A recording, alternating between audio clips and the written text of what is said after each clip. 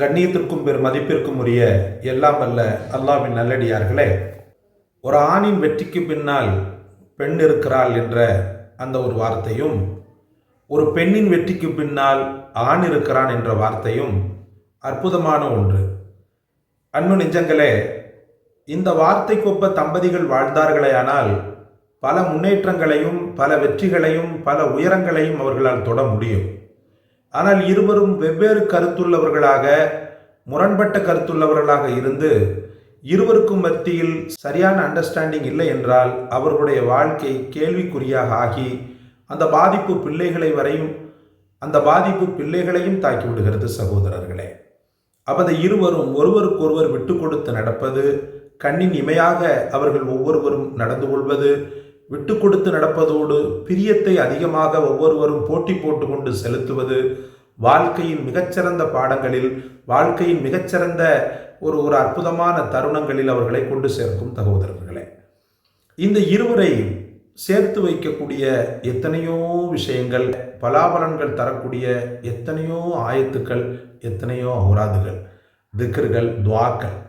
ஆனாலும் அற்புதமான துவா உங்களுக்கு பரிச்சயமான ஒன்று, ரப்பனா ஹப்லனா மின் அஸ்வாஜினா துர்ரியாத்தினா குர்ரத்த அயுனி வஜஅல்னா லில் முத்தகீன இமாமா. இது ஏற்கனவே ஒரு காணொளியில் இது சம்பந்தப்பட்ட ஒரு விரிவான செய்தியை உங்களுக்கு நான் கூறினேன்.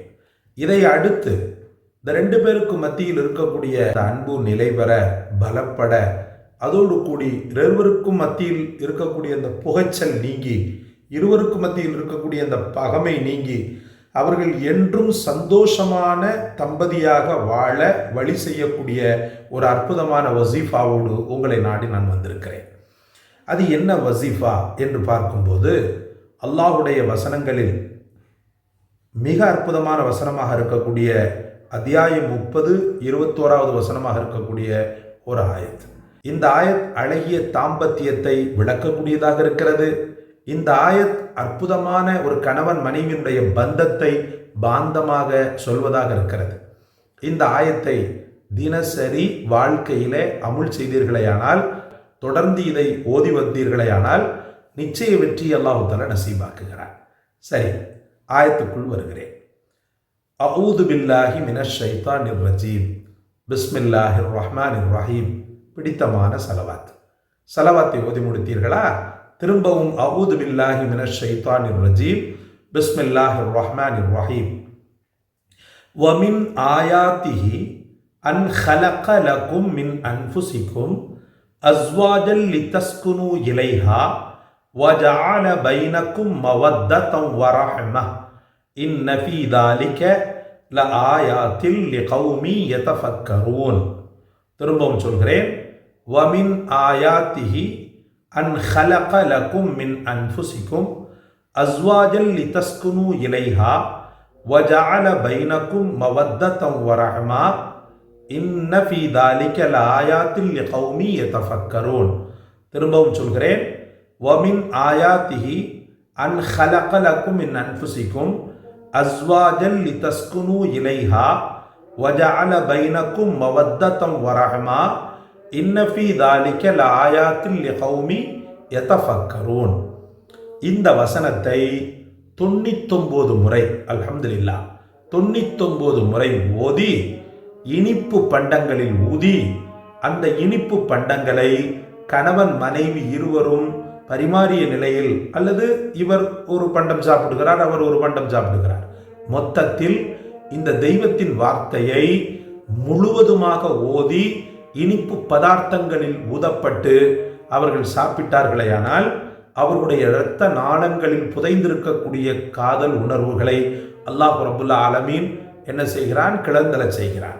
இந்த ஆயத்தினுடைய பரக்காத்துகளை கொண்டு மழுங்கியிருக்கின்ற அந்த கணவனின் இஸ்ஸத்தை திரும்பவும் அல்லாஹ் புத்துயிர் பெற செய்கிறான்.